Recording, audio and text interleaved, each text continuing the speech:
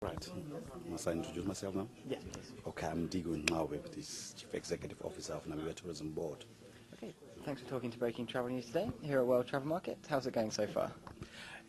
So far, although there is much talk about generally in Europe and other first world countries having financial crisis, it appears that Namibia really is doing well because we had quite a resounding visits and inquiries regarding Namibia being anyway a very boutique emerging destination that is still a pristine in its own setting, and we believe we are probably the last cradle on the earth that it hasn't been, which is still untamed and in its natural state.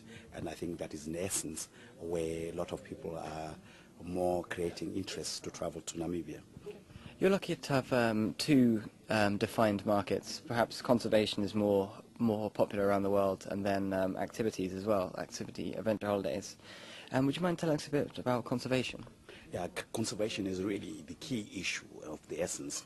As I have said earlier, I think in terms of climate changes and all other human existence and expansion of human development, particularly when people are industrializing, it becomes a problem and then wildlife gets extincted. However, Namibia is probably one of the few countries that have built into its constitution of the country to really give emphasis of protecting the environment, because we believe the natural environment as we are in Namibia is the one that is actually the supporting bloodline for the existence of the human beings, and therefore much emphasis is really placed on looking after our own environment and to ensure coexistence and cohabitation of the human with wildlife. And the whole essence is that we want to strike balance between conservation and tourism, because a lot of time tourism has a bad connotation, seeing as if it is the industry that actually exploits the environment. But here in the case of Namibia, we are using income that we generate through tourism and plow that into conservation efforts. And I think probably, if you can reckon, that it's probably one of the few countries that even have lions and quite a number of elephants living in a desert where basically natural environment is close to non-existence. So that is a much emphasis that we put in place, and that is what we really are about to share with the world, for people to really come and see the wildlife in its natural habitation without having been tended with by human beings. How about on the coast? A lot more sort of adventurous activity sort of breaks down there. Would you mind telling us a little bit about that? Yeah, I think what we are saying actually in Namibia is that I think you can match and mix as you would like, because I mean we have a very wide country.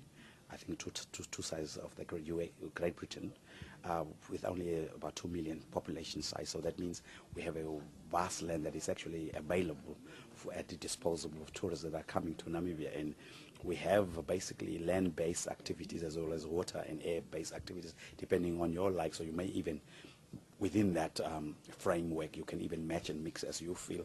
And one particular popular sports that we do offer is the sand skiing or sandboarding, similar to snow skiing. And I think people that are challenged could actually take that opportunity to go up to the dunes as high as 200 meters, and from there you can be skiing actually. So these are the kind of activities that we do provide for people that are adrenal junkies. Besides that, you could do mountain climbing, or you could do water rafting up the northern side of our coast, or even we have a very rough Atlantic Ocean for those people who like water skiing, I think, and or paragliding if you really are into airborne activities, or hot air ballooning. So actually, we could.